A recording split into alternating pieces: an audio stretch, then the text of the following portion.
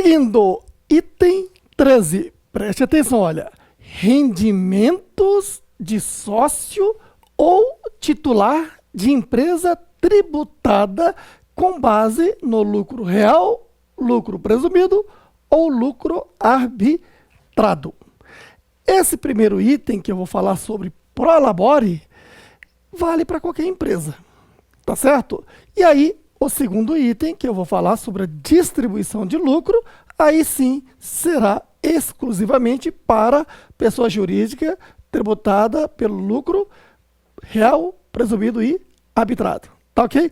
Muito bem. Então, quando se fala em rendimentos de sócios ou titular, primeiro, estamos falando de dois itens: prolabore e distribuição de lucro. Segundo, quando se diz aqui titular de empresa, ora, sócio é de sociedade, quando tem mais de um sócio. Quando se trata de uma pessoa só, estou falando do empresário individual, que antigamente era o quê? Firma individual. Certinho? Bom, então, o titular é sempre, então, o dono da firma individual ou do empresário individual. Essa é a figura, tá? Só para você se acostumar com o termo. Bom, vamos então falar primeiro do prolabore, tá certo? Olha, prolabore é a remuneração, a palavra-chave é remuneração do empresário.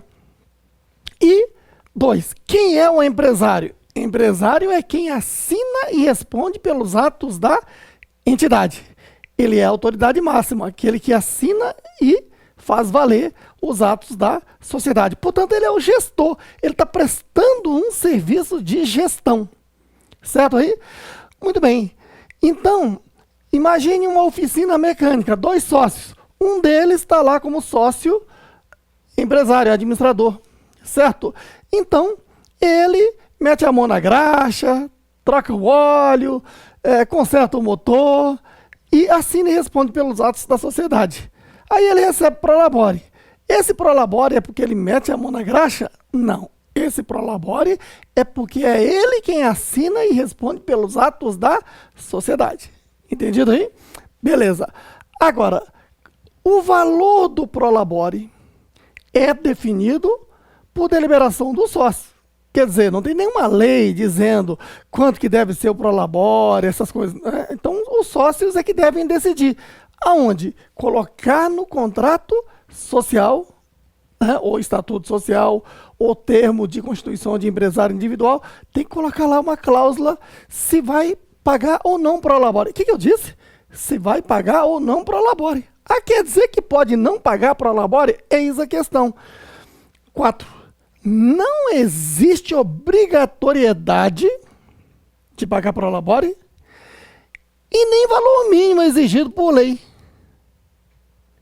exceto o administrador não sócio daquela sociedade limitada, ou até Eireli, inclusive. Certo? O que eu disse?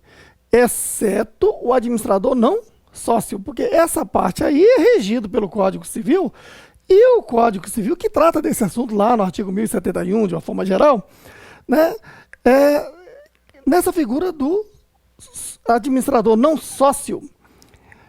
Se você tem dúvida sobre o assunto, deixa eu só abrir um parênteses aqui. Veja, lá no curso de Direito Empresarial, a gente trata da figura do empresário. Né? Então, no caso da sociedade limitada, a administração, a gestão empresarial pode ser por um sócio, todos os sócios, ou até mesmo nenhum dos sócios, escolhendo um terceiro para isso.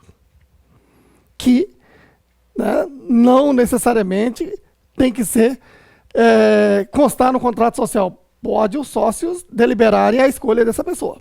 Entendido? Muito bem. Então, veja aqui, quando se trata de administrador não sócio, ora, se ele não é sócio, ele não participa da distribuição de lucro como sócio. Certo aí? Mas a ele pode ser atribuído participação no lucro na condição de terceiro. Aí depende. Se é sociedade anônima, tem que constar lá no Estatuto Social. Se é sociedade limitada, lá no contrato social, essas coisas. Aqui estamos falando da remuneração pelo serviço prestado. Então, o administrador não sócio, quando a sociedade resolve remunerá-lo, o que diz o Código Civil? Ele tem que receber a maior remuneração. Então, se a empresa contratou um administrador não sócio e não faz a ele o direito de participar no lucro, na condição de administrador terceiro, então tem que pagar pro labore. E aí, nesse caso, o prolabore tem que ser a maior remuneração da sociedade, remuneração pelo trabalho. Então, na empresa tem lá, digamos, um restaurante, tem lá o cozinheiro, o lavador de copos, o garçom, o gerente, todos eles o quê? Seletistas pela consolidação das leis do trabalho. Certo aí? O gerente certamente é o que tem a melhor remuneração. Mas esse é o gerente, o quê? Empregado. Já o administrador aqui é o quê? Ele é não sócio e nem é empregado, ele é empresário. Certo? Nesse caso aí, a remuneração desse administrador tem que ser a maior do estabelecimento. Certo aí? Então aí, nesse caso, tem um prolabore, que é a remuneração do empresário. Fora isso, em nenhuma outra situação, pagar prolabore não é uma imposição legal, a lei não obriga. Entendido? Bom, então isso aqui é o campo do direito empresarial, que está no Código Civil, certinho? Especificamente lá no artigo 1071 do Código Civil, beleza? Código Civil é a Lei Ordinária 10.406 de 2002, que entrou em vigor no dia 11 de janeiro de 2003, certinho? E nesse campo aqui, tá? Especificamente aqui no administrador não sócio, ele sofreu uma alteração lá no dia 30 de dezembro de 2010, com a Lei 12.375, certinho? Muito bem. Agora vamos lá para a legislação do imposto de renda. Vamos por etapa, tá? Então aqui a gente viu que o prolabore é o quê? Guardou? Remuneração do empresário. Empresário quem é? Aquele que assina e responde pelos atos da entidade, certinho? E é obrigado a pagar prolabore? Não. E se vai pagar prolabore, onde é que eu defino isso? Lá no contrato social, estatuto social, certinho? E especificamente no administrador não sócio, o gestor não sócio e nem empregado, se não for fazer ele participar no lucro na condição de terceiro, participação de administradores no lucro.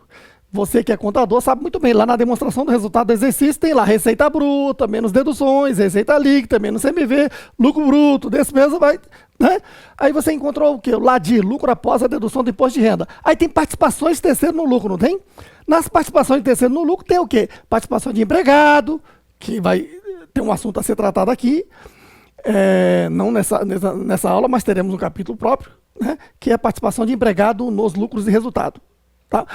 E em seguida vem participações de administradores. Posso colocar aqui o administrador não sócio de uma sociedade limitada ou EIRELI como sendo um participante no lucro? Posso, desde que faça constar isso lá no contrato social. Beleza? E se não tem isso, eu tenho que obrigatoriamente pagar como prolabore a maior remuneração. Beleza? Bom, agora a legislação do imposto de renda. A legislação do imposto de renda diz o seguinte, ó, remunerou, pagou, prolabore é rendimento tributável sujeito à tabela progressiva. E como é pessoa jurídica pagando para pessoa física, tem que haver retenção mensalmente. Está aqui, prolabore é rendimento tributável sujeito à retenção pela tabela progressiva, aquele de 7,5 a 27,5. Beleza? Muito bem. Agora a parte mais importante, ó, legislação previdenciária. Olha, eu vou te explicar tudo aqui, depois eu vou fundamentar, beleza? Então, olha só, o administrador empresário é contribuinte individual obrigatório, mas tem condição, quando a empresa o remunera, certo? Porque você viu que prolabore pode a empresa decidir por não pagar e ficar só na distribuição de lucro, certinho? Agora, se a empresa decide pagar prolabore, aquele empresário passa a ser segurado da Previdência Social na condição de contribuinte individual obrigatório. E quando a empresa remunera, paga pro labore, tá aqui, ó, está sujeito à retenção de 11% limitada ao teto, tá? E a empresa está obrigada a pagar a contribuição patronal previdenciária, que é o INSS patronal de 20%. Então, o INSS patronal sobre o prolabore é de 20%. Tá ok? Então, é aquela história. Chegou o final do mês, digamos, janeiro, certinho? Aqui no recibo, paga-se o quê? Prolabore, desconta-se INSS, nesse caso desconta-se 11% limitado ao teto, né? E desconta-se imposto de renda retido na fonte, paga-se o líquido. Certo aí? E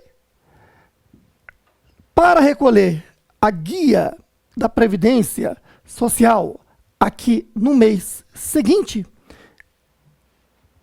certinho? Então, aqui devemos informar o quê? A parte que foi descontada aqui do segurado. Então, a parte do segurado, que é essa parte aqui. Certinho? E a parte da empresa, que é contribuição patronal previdenciária, INSS patronal. Essa parte aqui equivale a 20% do valor do prolabore sem teto, porque a parte patronal não tem teto. Esse é o INSS a recolher junto ao banco aqui no mês seguinte. Entendido? Muito bem. Mas, então, você viu que o INSS incide sobre a remuneração prolabore quando a empresa decide pagar prolabore. Então, aquele negócio, ó, o administrador empresário é contribuinte individual obrigatório quando a empresa o remunera, paga prolabore. Porque pelo direito civil, não necessariamente tem que pagar prolabore. Certinho? E desconta-se 11% e tem a contribuição patronal de 20%. Certinho? Vamos lá. Onde é que está fundamentado? Olha, lá na Constituição Federal, está no artigo 195, inciso 2º.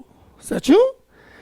Começa lá em cima, então. Olha, Constituição Federal de 88, artigo 195, inciso 2º. Começa lá em cima. Certinho?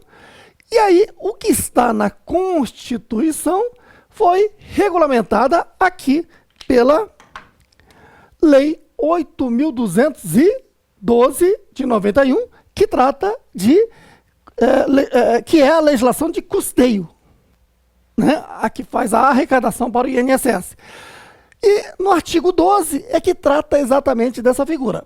Bom, a lei tem que ser regulamentada. Então, veja que o decreto 3.048 de 99 da Previdência Social, lá no seu artigo 9º, regulamentou o artigo 12 da Lei 8.212 de 91. Certinho?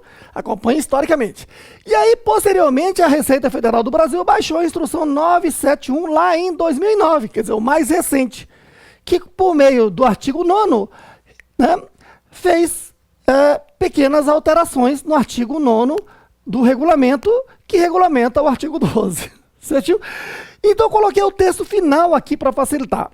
O artigo 9º da Instrução Normativa 971 da Receita Federal do Brasil. Se está lá na Instrução Normativa da Receita Federal do Brasil, né, estamos sendo conservador na interpretação. Certinho? Olha só, artigo 9º. Deve contribuir obrigatoriamente na qualidade de quê? Contribuinte individual. Certinho? Desde que receba remuneração. Então, você está vendo a condição? Olha, desde que receba remuneração decorrente do trabalho. Inciso, a linha A, empresário individual e titular de EIRELI. Então você está vendo aqui que, né, falou em empresário individual, firma individual, o titular está obrigado a contribuir INSS quando há prolabore, que é a remuneração do trabalho. Essa remuneração do trabalho, né, essa remuneração do trabalho aqui é exatamente o que? O prolabore. Que vem lá do latim. Prolabore é o que? Vem do trabalho. Então, remuneração do trabalho.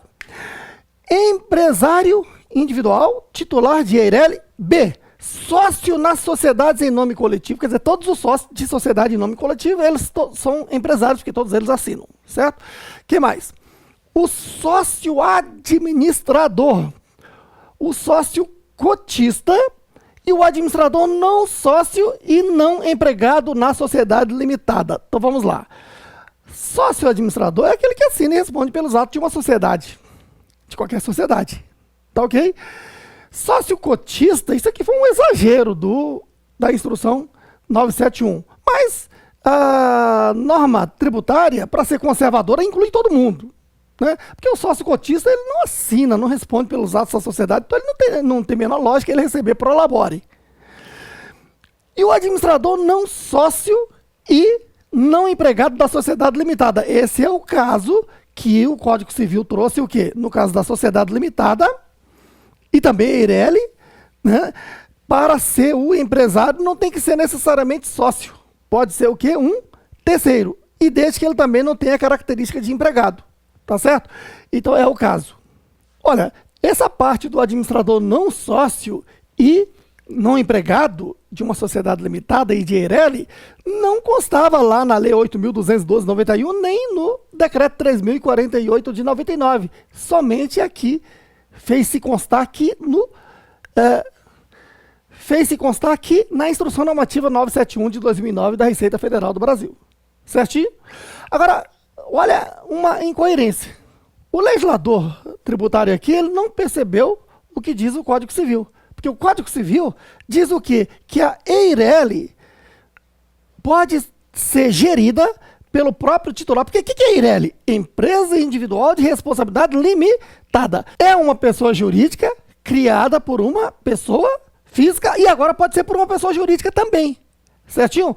Por isso mesmo que a EIRELI pode ser gerida pelo próprio titular, quando é pessoa física, ou então, né, pode contratar um administrador terceiro, não sócio, não empregado. Então, essa figura não foi aqui colocada expressamente, mas eu, particularmente, interpreto de que, né, foi só uma falha na escritura do texto, certo? E que, se ele colocou aqui titular de EIRELI, e aqui ele trouxe o administrador não sócio, então, por esse caminho, cabe, inclusive, o administrador não sócio de uma EIRELI nessa condição. Certinho? Então, essa é a fundamentação, beleza? Seguindo, item 13. Rendimentos de sócio ou titular de empresa tributada com base no lucro real, lucro presumido ou lucro arbitrado. Ou seja, continuando. Falamos do prolabore, agora item 2, distribuição de lucro. Olha, distribuição de lucro no Brasil, desde o dia 1º de janeiro de 96, está isento do imposto de renda, de acordo com o artigo 10 da Lei 9.249 de 95. Certinho? Bom, hoje, para falar em distribuição isenta, a regulamentação mais recente e completa está na Instrução Normativa 1.700 de 2017 da Receita Federal do Brasil. Olha, como eu disse, a Lei 9.249 de 95, artigo 10, é que isentou a distribuição de lucro a partir de 96, certinho? Bom, estamos no momento que se discute se o novo governo vai ou não tributar o lucro, certinho? Eu vou te passar uma informação a título de conhecimento. Bom, no mundo, como é que funciona essa questão, né? Então, veja, o país decide se isenta a distribuição de lucro ou tributa a distribuição de lucro. Quase a totalidade dos países optam por tributar a distribuição de lucro. Agora tem um porém, né? Não fique falando aí pelos cotovelos, certinho? Então veja, por aí fora, nos outros países, a média de tributação na pessoa jurídica é de 20%. Muitas vezes é 18%, 19%, certinho? Então, está ali entre 18% a 21%. Então, tributa-se a pessoa jurídica em cerca de 20%. Beleza? E tributa-se a distribuição de lucro aos sócios em 15%. Qual é o efeito disso na economia? É que, quando se tributa a distribuição de lucro aos sócios, o sócio não quer essa distribuição a toda hora. Ele vai pegar a distribuição de lucro só o necessário para a sua vida particular. O restante, ele prefere manter lá na empresa para não ser tributado. E o efeito na economia é que quando não se distribui o lucro, esse lucro está lá na empresa sendo reaplicado nas atividades, gerando riqueza, gerando crescimento econômico, gerando emprego e gerando renda. Por isso é que, né, a maioria dos países adotam esse procedimento. Mas veja, é carga tributária na empresa, 20%, e na pessoa física, cerca de 15%, às vezes menos. Certo? Então dá um total de quanto? 35%. Beleza? Agora vamos ver o Brasil. No Brasil, nós temos a carga tributária na pessoa jurídica de quanto? 25% de imposto de renda e mais 9% de contribuição social sobre o lucro. Isso dá um total de 34%. Se levar para as instituições financeiras, são 25% de imposto de renda e mais 15% de contribuição social sobre o lucro, que vai dar 40%. Então, veja, é lógico que se tributa isso tudo na pessoa jurídica, tem que isentar na distribuição de lucro, senão não há empreendedor no país. Certinho? Bom, isto, na verdade, não é bom para uma economia que quer crescer, tanto que nossa economia não cresce. Certo? Então, a questão é, de onde vem esse erro? Isso vem lá do passado. Lá no passado, só não querendo alongar na conversa, lá no passado nós tínhamos alta inflação. Quando existia alta inflação, existia a correção monetária do balanço. Quando se corrigia o balanço, então tinha a questão do lucro inflacionário ou prejuízo inflacionário. A maior parte das empresas tinha um prejuízo inflacionário. E o prejuízo inflacionário era uma despesa dedutível do imposto de renda. Certo? A partir do momento em que veio o Plano Real, em 94, e a inflação ficou sob controle, ali próximo de zero, porque nossa inflação era hiperinflação, né? Controlamos. E aí o que acontece? Acabou-se, a partir de 95, sem inflação, então para que corrigir balanço? Então foi extinto o sistema de correção monetária de balanço. Ao extinguir o sistema de correção monetária de balanço e mantendo a alíquota do imposto de renda em 34%, imposto de renda e contribuição social sobre o lucro, são os tributos que incidem sobre o lucro, né, as empresas sentiram o peso. E falaram, peraí, né, a alíquota é a mesma, mas a base de cálculo aumentou, já que agora eu não tenho a despesa de prejuízo inflacionário. E aí, então, exatamente ali, em 96, criou-se o juro sobre o capital próprio, que é, né, uma despesa financeira dedutível do imposto de renda. Muito bem. Então, isso veio para compensar. Certo aí? E, então, exatamente naquele momento, veio justamente para compensar o prejuízo inflacionário. Estou falando do juro sobre capital próprio, JCP. Certinho? Bom, então, olha só, naquele mesmo momento, então, para tentar estimular a economia, porque o Plano Real conseguiu estancar a inflação, mas o país precisava buscar crescimento. E para atrair investidores, o país então decidiu o quê? Que a distribuição de lucro seria isenta. Como se isso fosse realmente atrair investidores, né? Era uma aposta da equipe econômica da época, certo aí? Bom, e encurtando a conversa, então, foi assim até agora e, claro, nesse momento da economia brasileira, tudo indica que o Brasil, tendo a inflação sob controle, o juro sob controle já no patamar mais razoável, tudo indica que o Brasil entre no patamar internacional. Para isso, é provável que venha uma lei aí onde diga o quê? Que, a partir de um certo momento, teremos tributação sobre distribuição de lucro. Tá? E aí, certamente, vai ter que fazer uma alteração na lei tributária do imposto de renda e diminuir a carga tributária da pessoa jurídica. Certinho? Bom, fechei o parênteses, isso é só a título de informação, porque muitas vezes os contadores estão debatendo esse assunto aí e eu vejo que as pessoas começam a debater, falar pelos cotovelos, né, opiniões assim, sem o fundamento, sem um estudo aprofundado. Então, estou jogando essa informação porque eu sei que a maioria das pessoas que assistem esse curso são profissionais da contabilidade ou são tributaristas, portanto, é uma informação que interessa. Agora, vamos voltar aqui ao nosso caso, já que para a aplicação da lei em vigor desde 96, então a distribuição de lucro é isenta conforme artigo 10 da lei 9.249 de 95, que está em vigor, certo? Isso regulamentado hoje pela Instrução Normativa 1700/2017 da Receita Federal do Brasil, que regulamentou a última lei do Imposto de Renda da Pessoa Jurídica, a lei 12.973, beleza? Então, acompanhe. Artigo 238 da instrução. Então, vou fundamentar na instrução, que é a regulamentação mais recente. Tá bom? Artigo 238.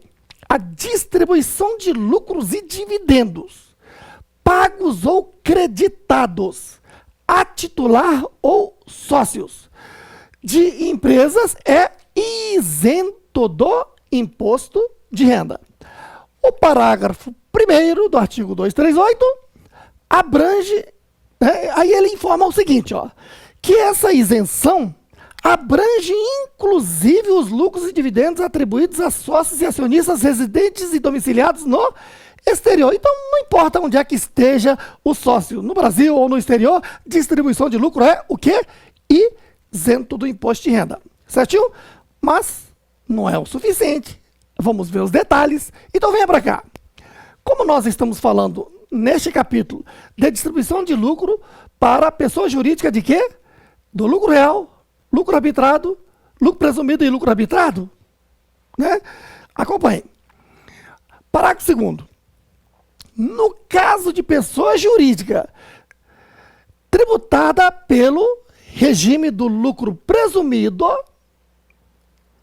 e lucro arbitrado, poderão ser isentos do imposto de renda. Olha, só lembrando o seguinte, que a empresa que está no lucro presumido, né, para prestar conta ao fisco, não está obrigada a apresentar uma contabilidade. Né? Basta apresentar o livro caixa lá na SF. Isso para prestar conta ao fisco. Não estou falando de legislação societária. Legislação societária exige que toda empresa tenha uma contabilidade, exceto o MEI. Beleza? Bom, então, se o fisco não exige uma contabilidade, então ele diz, olha, você pode, né, simplificar a distribuição do lucro isento. Você não calcula o lucro presumido? Pois bem, aquele lucro presumido é a base de cálculo do imposto de renda da pessoa jurídica. Certinho? Então, desse lucro presumido aqui, que é a base de cálculo do imposto de renda da pessoa jurídica, pode subtrair 4 tributos, ó. Imposto de renda da pessoa jurídica, contribuição social sobre o lucro, PIS, COFINS, e encontrei o lucro presumido líquido, LPL. Pode ser distribuído este lucro aqui de forma o quê? Isenta. Então, esse lucro é isento. Certo? E se distribuir esse lucro, não tem que se preocupar com a contabilidade? Não. Certo? Agora tem o seguinte, ó, isso está no inciso 1º do parágrafo 2º. O inciso 2º diz o seguinte, ó, se a distribuição de lucro é maior do que o lucro presumido líquido, tem um excesso, não tem? Esse excesso é tributável? Depende, acompanhe, ó, nota. é isento desde que comprove pela contabilidade que o lucro efetivo é maior que esse lucro presumido líquido. Exemplo, eu encontrei o lucro presumido líquido, deu 1 milhão. Fiz uma contabilidade, o lucro é de 3 milhões. Posso distribuir esse lucro de 3 milhões de forma isenta? Posso, porque está comprovado pela contabilidade de que o efetivo lucro é maior. O efetivo lucro é o da contabilidade. Certo? Agora vamos para o processo contrário. Digamos que o lucro presumido líquido seja de 5 milhões. E a contabilidade apurou um lucro somente de 4 milhões. Posso distribuir o lucro presumido líquido de 5 milhões? Posso, de forma isenta. Claro, tem que ter esse valor no caixa, porque senão as coisas não fecham, porque a empresa tem que comprovar o quê? O livro caixa. Como é que você vai apresentar o livro caixa que distribuiu 5 milhões sem ter esse dinheiro no caixa? Beleza? Por isso é que o fisco pede o livro caixa, para ver se você está fazendo de uma forma, né, no mínimo, séria. Ainda que simplificado de forma séria. Beleza aí? Muito bem. Está escrito? Não, não precisa estar escrito. Nós somos contadores. Nós sabemos que, né, a matemática tem que fechar. Beleza? Tá bom. Então falei aqui do lucro presumido, falei aqui da empresa do lucro presumido e lucro arbitrado. Tá ok? Empresa do lucro presumido e lucro arbitrado. Tá ok? Para prestar conta ao fisco, repito, não tem que ter uma contabilidade. Contabilidade é uma coisa exigida pela legislação societária, para o fisco não. Desde que apresente o livro caixa na SF, está valendo. Aí, quer simplificar? Então calcula o lucro presumido líquido no final do trimestre, tá? E pode distribuir. Agora, quer distribuir um valor acima deste valor, de forma isenta, tem que fazer uma contabilidade. Tá ok? Para apurar um lucro efetivo. Se esse lucro efetivo é maior, não tem problema. Pode distribuir, porque está provado que existe esse lucro. Beleza? Agora, o raciocínio volta agora para o lucro real. Para o lucro real, o raciocínio é o seguinte: eu tenho que fazer uma contabilidade obrigatoriamente, inclusive perante o fisco. Tá ok? E o lucro apurado contabilmente eu posso distribuir de forma isenta. Mas, às vezes, o lucro do próprio exercício, né, é pouco. Eu quero distribuir mais do que isso. Posso? Posso, desde que eu tenha lucros acumulados e reserva de lucro de períodos anteriores para isso. Certo aí? Muito bem. A legislação tributária fala em lucros acumulados e reserva de lucro de períodos anteriores. Né? E é claro que você tem que interpretar. Se for uma sociedade anônima, não se fala em lucros acumulados de períodos anteriores, porque você não pode deixar sobrar saldo em lucros acumulados. Tem que ir para reservas e dividendos. Então seria reserva. Agora, outro tipo societário que não seja uma sociedade anônima, aí sim, né, a norma CPC permite que mantenha lucro, saldo de lucro em lucros acumulados. Certo? Bom, então, tá aqui. Parágrafo 3º, ó. Os lucros e dividendos pagos e creditados maior que o lucro líquido contábil do exercício, mais lucros acumulados e reserva de lucro de períodos anteriores.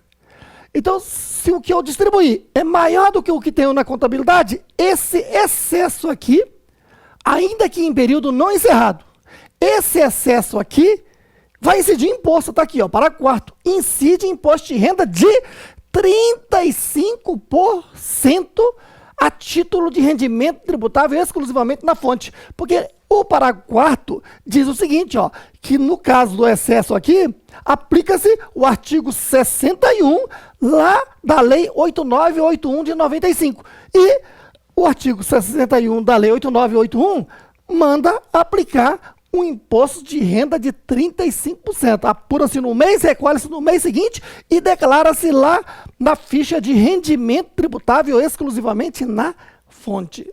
Sai caro, certo?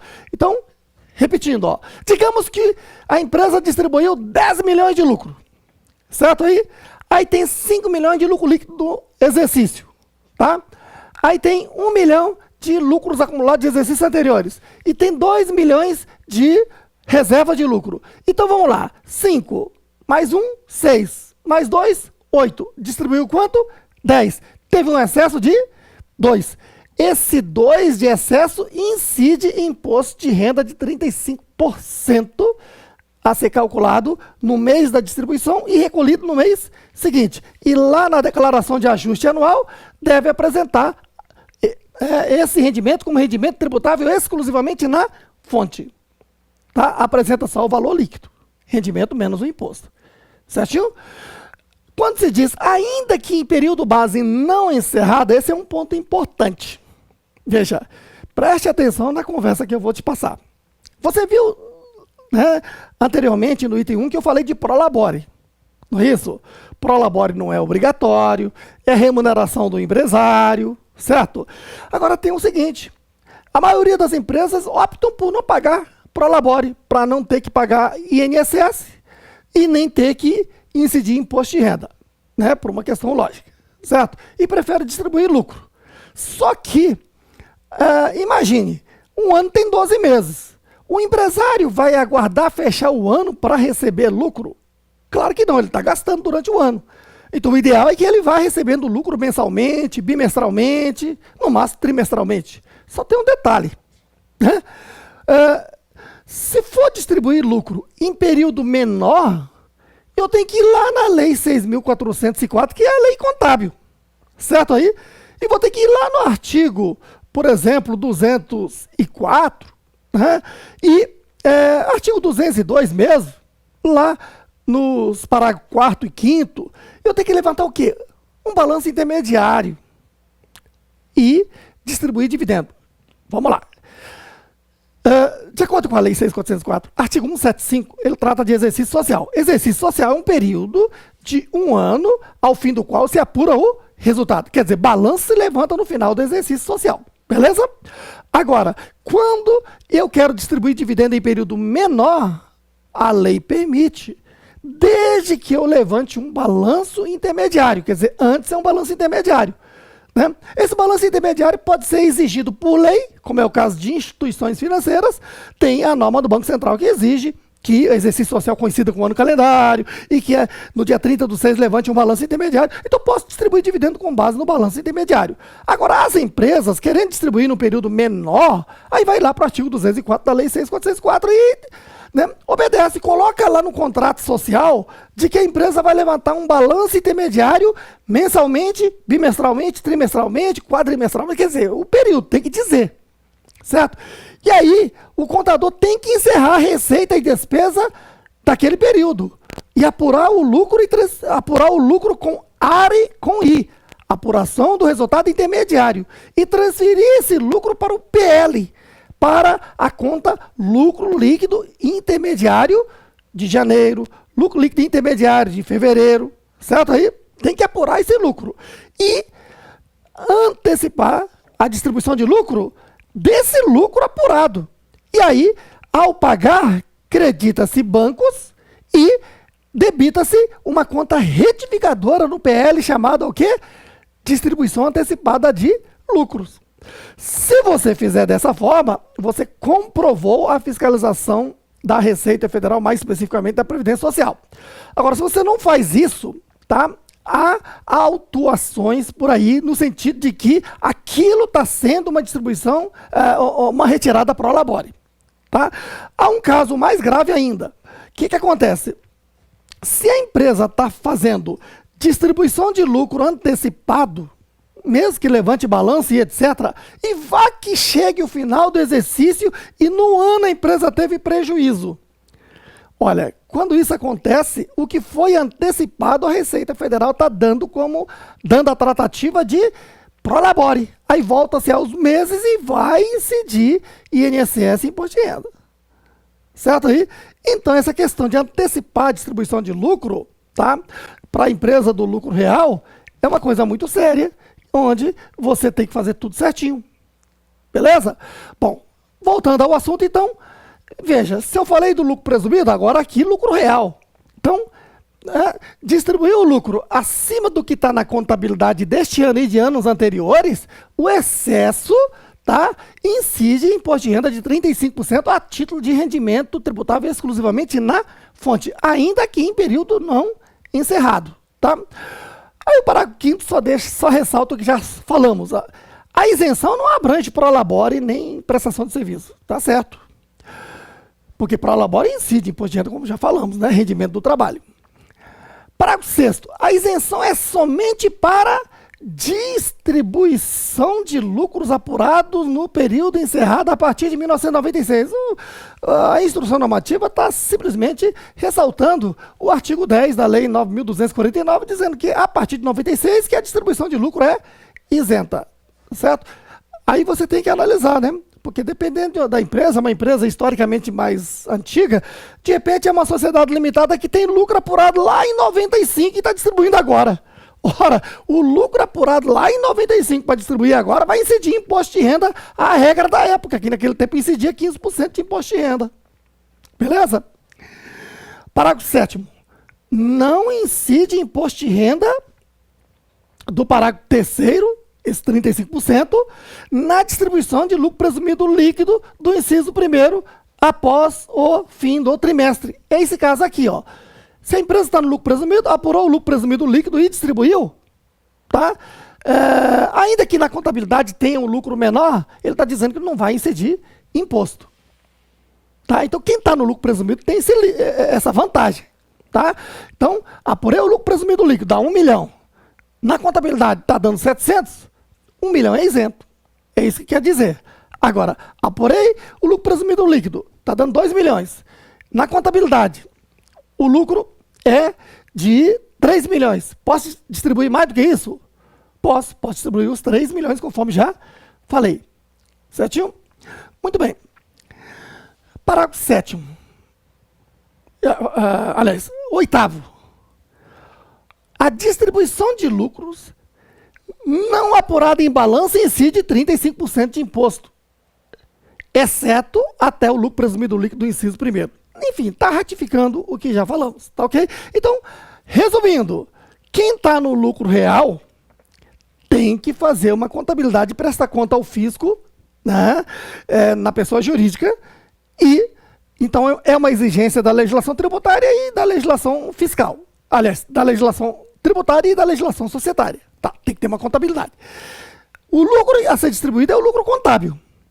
Se distribuir lucro acima do lucro líquido, tem que ter lucros acumulados e reserva de lucro, porque o legislador tributário está dizendo que nesse caso vai ser imputado a lucros acumulados e reserva de lucro. Então vai ser considerado que está distribuindo lucros acumulados e reserva de lucro.